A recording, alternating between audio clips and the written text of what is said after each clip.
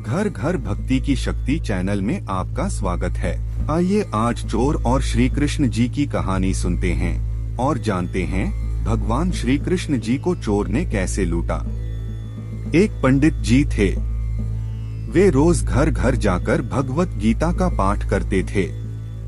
एक दिन उन्हें एक चोर ने पकड़ लिया और कहा, तुम्हारे पास जो कुछ भी है मुझे दे दो। तब पंडित जी बोले कि बेटा मेरे पास कुछ भी नहीं है। तुम एक काम करना, मैं यहीं पड़ोस के घर में जाकर भगवत गीता का पाठ करता हूँ। वो यजमान बहुत दानी लोग हैं। जब मैं कथा सुना रहा होऊंगा तुम उनके घर में जाकर चोरी कर लेना। चोर पंडित जी की बात मान गया। अगले दिन जब पंडित जी कथा सुना रहे थे तब वो चोर भी वहां आ गया। तब पंडित जी बोले, यहाँ से मीलों दूर एक गांव है वृंदावन। वहाँ पर एक लड़का आता है जिसका नाम कान्हा है। वो हीरों जवाहरातों से लदा रहता है। अगर कोई लूटना चाहता है तो उसको लूटो। वो रोज रात को उस पीपल के पेड़ के नीचे आता है जिस पेड़ के आसपास बहुत सी झाड़ियां हैं। चोर ने ये सुना और खुशी खुशी वहां से चला गया। वो चोर अपने घर गया और अपनी बीवी से बोला, आज मैं एक कान्हा नाम के बच्चे को लूटने जा रहा हूँ। मुझे रास्ते में खाने के लिए कुछ बांध कर दे दो। पत्नी ने कुछ सत्तू उसको दे दिया और कहा कि बस यही है जो कुछ भी है। चोर वहाँ से ये संकल्प लेकर चला कि अब तो मैं उस कान्हा को लूट के ही आऊंगा। वो पैदल ही पैदल टूटे चप्पल में ही वहाँ से चल पड़ा। रास्ते में कान्हा का नाम लेते हुए वो अगले दिन शाम को वहां पहुंचा जो जगह उसे पंडित जी ने बताई थी। अब वहां पहुंचकर उसने सोचा कि अगर मैं यहीं सामने खड़ा हो गया तो बच्चा मुझे देखकर भाग जाएगा, तो मेरा यहाँ आना बेकार हो जाएगा। इसलिए उसने सोचा क्यों न पास वाली झाड़ियों में ही छुप जाऊं। वो जैसे ही झाड़ियों में घुसा, झाड़ियों के कांटे उसे चुभने लगे। उस समय उसके मुंह से एक ही आवाज आई, कान्हा कान्हा। उसका शरीर लहूलुहान हो गया पर मुंह से सिर्फ यही निकला, कान्हा आ जाओ, कान्हा आ जाओ।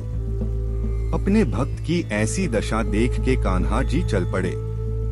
तभी रुक्मणी जी बोली कि प्रभु कहाँ जा रहे हो, वो आपको लूट लेगा। प्रभु बोले कि कोई बात नहीं, अपने ऐसे भक्तों के लिए तो मैं लुट जाना तो क्या मिट जाना भी पसंद करूंगा। ठाकुर जी बच्चे का रूप बना के आधी रात को वहां आए। वो जैसे ही पेड़ के पास पहुँचे, चोर एकदम से बाहर आ गया और उन्हें पकड़कर बोला, ओ कान्हा, तूने मुझे बहुत दुखी किया है। ये चाकू देख रहा है, अब चुपचाप अपने सारे गहने मुझे दे दे। कान्हा जी ने मुस्कुराते हुए उसे सब कुछ दे दिया। चोर खुश होकर अगले दिन अपने गांव में वापस पहुंचा। सबसे पहले उसी जगह गया जहां पर पंडित जी कथा सुना रहे थे। जितने भी गहने वो चोरी करके लाया था उनका आधा उसने पंडित जी के चरणों में रख दिया। जब पंडित जी ने पूछा कि ये क्या है, तब उसने कहा, आपने ही मुझे उस कान्हा का पता दिया था। मैं उसको लूट के आया हूँ और ये आपका हिस्सा है। पंडित जी ने सुना तो यकीन ही नहीं हुआ। वे बोले कि मैं इतने सालों से पंडिताई कर रहा हूँ, वो मुझे आज तक नहीं मिला। तुझ जैसे पापी को कान्हा कहाँ से मिल सकता है। चोर के बार बार कहने पर पंडित जी बोले, चल मैं भी चलता हूँ तेरे साथ वहाँ पर। मुझे भी दिखा कि कान्हा कैसा दिखता है। और वो दोनों चल दिए। चोर ने पंडित जी को कहा, आओ मेरे साथ यहाँ पे छुप जाओ। दोनों जैसे ही झाड़ियों में छुपे, दोनों को इतने कांटे चुभ गए कि दोनों का शरीर लहूलुहान हो गया और मुंह से बस एक ही आवाज निकली, कान्हा कान्हा आ जाओ। ठीक मध्य रात्रि कान्हा जी बच्चे के रूप में फिर वही आए। दोनों झाड़ियों से बाहर निकल आए। पंडित जी की आंखों में आंसू थे। वे फूट फूट के रोने लगे।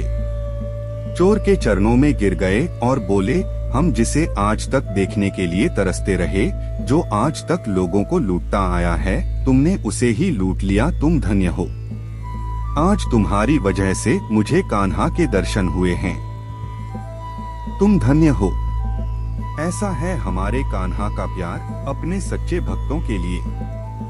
जो उसे सच्चे दिल से पुकारते हैं, वो भागे भागे चले आते हैं। अगर आप लोगों को ये कहानी पसंद आई हो तो कृपया करके वीडियो को लाइक करें, शेयर करें और चैनल को सब्सक्राइब करें। जय श्री कृष्ण। राधे राधे।